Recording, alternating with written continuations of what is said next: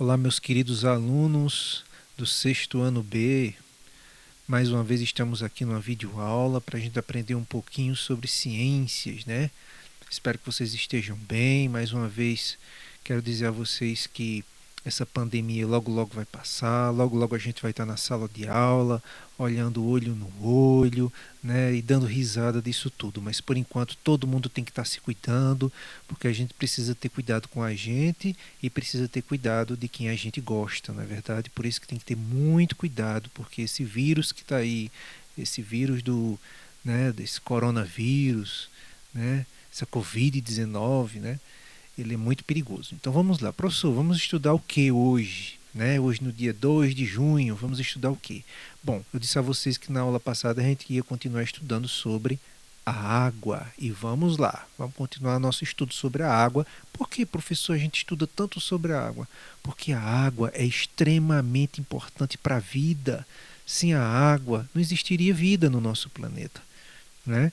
Então a água é essencial para o funcionamento do corpo humano e também do corpo de outros animais. E eu digo mais, é muito mais do que só os animais. A água é essencial para os animais, para as plantas, para os fungos, até para aqueles seres bem pequenininhos que são, né, as bactérias, né? Também tem um ser bem pequenininho chamado de protozoário. Então, para todos os seres vivos que existem, a água ela é fundamental.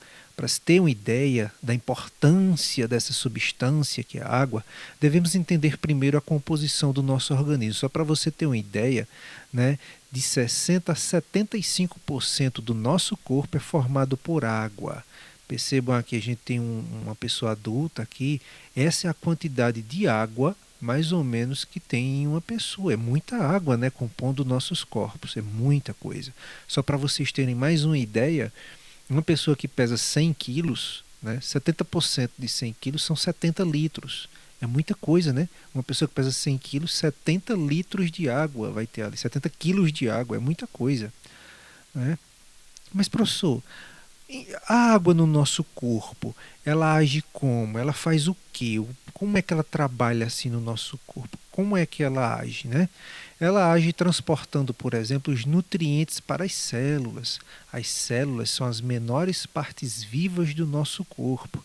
Então a água ela age nesse transporte de nutrientes. Então, quando a gente toma café, almoça, janta, todos esses nutrientes vão para o estômago, do estômago vão para o intestino delgado, né, que muita gente chama de tripa, né, mas a gente é cientista e a gente não chama de tripa, a gente vai chamar de intestino delgado, né?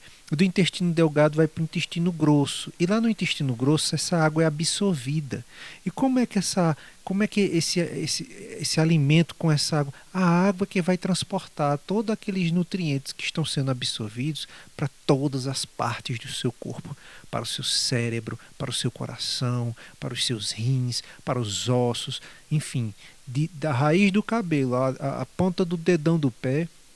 Os nutrientes só vão chegar até lá porque é a água que ajuda a transportar essas substâncias, né?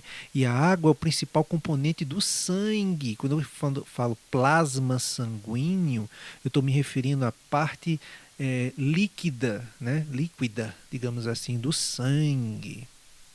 O que mais, professor? Também age na regulação da temperatura do nosso corpo. Pois é, a nossa temperatura, a temperatura do nosso corpo, ele se mantém constante, ali por volta de 36 graus. E por que que isso acontece? Porque a água ajuda a manter essa temperatura. Nesse ponto, a água atua por fazer parte da composição do suor. Pois é, o qual a evaporar reduz a temperatura do nosso corpo. Vocês já perceberam que quando a gente está com muito calor, a gente começa a suar bastante, a gente fica suando, suando.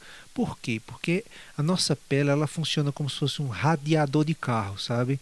A água fica na pele e ela vai evaporando, e no que ela vai evaporando, ela vai levando aquele calor junto com ela. Então, nosso corpo vai perdendo o calor. Então, o suor, ele ajuda o nosso corpo a manter a temperatura mais baixa do que a temperatura ambiente, se a temperatura ambiente estiver muito alta. Então, vamos supor que a temperatura, né, esteja batendo 40 graus, mas a temperatura do meu corpo não pode passar de 36, 36,5, no máximo 37. Então, o que é que meu corpo começa a fazer? Produzir suor, para que o suor, ao ficar evaporando da pele, consiga ir retirando esse calor do meu corpo. Que mais, professor? Veja bem, a água é fundamental para a realização de diversas reações químicas que ocorrem em nosso corpo. No nosso corpo existem muitas transformações. São coisas que se transformam em outras coisas, ou seja, substâncias que se transformam em outras substâncias.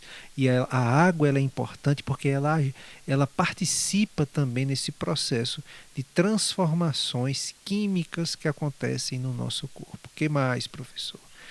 Ela atua na proteção do nosso organismo. A água atua protegendo o nosso organismo.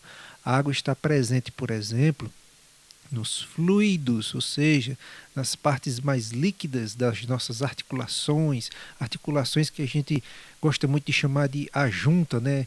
A junta do joelho, a junta aqui no cotovelo, a junta dos dedos, são as articulações, mas a gente é cientista, né? Nós estamos estudando ciência, então nós não vamos ficar falando, né? As juntas, as minhas juntas dos dedos, a junta do meu joelho, vai ficar a articulação do meu joelho, as articulações dos meus dedos, né? E essas articulações só funcionam bem por causa da água. A água também ela está presente no líquido amniótico. Danou-se, professor, o que é líquido amniótico? É o líquido que está presente no interior do útero das mamães quando elas estão grávidas, né? Então, lá onde o bebê está, o bebê fica dentro de uma bolsinha, né? E dentro dessa bolsinha tem um líquido, é o líquido amniótico. Esse líquido amniótico, em quase tudo, na sua maior parte, é constituído por água. Tá vendo como a água participa de muita coisa? Tem mais coisa, professor? Que sim, a água atua em vários pontos do processo de digestão. Pois é, quando a gente come coisas, a água participa. Por exemplo, já na boca, quando você coloca alguma coisa na boca, existe na nossa boca um negocinho chamado glândula salivar que produz a saliva. E a saliva tem na sua maior parte a composição o quê? O quê? A água. Quando a gente engole o alimento, que o alimento chega no estômago, também tem um líquido lá que a gente chama de suco digestivo, que na sua maior parte também é formado por água, né? Então a água também participa da nossa digestão. A água também ajuda a eliminar substâncias tóxicas, né? A água está presente em grande quantidade na urina, né? Porque na verdade a água ela vai limpando o nosso organismo, né? Inclusive os rins é que tem essa função de retirar alguma substância tóxica que está dentro da gente. E a água participa nesse processo de limpeza. Por isso que os rins ficam mandando essas substâncias tóxicas dissolvidas na água para a bexiga, né? Que ele serve como algo que armazena ali a urina até que dá aquela vontade de urinar e a gente coloca a urina para fora, né? Na sua maior parte constituído por água, a qual apresenta substâncias que são tóxicas, né? A urina, no caso, ou estão em excesso no nosso corpo. Está vendo como a água participa de muita coisa, não é? Limpa nosso corpo, participa de um monte de transformação química, permite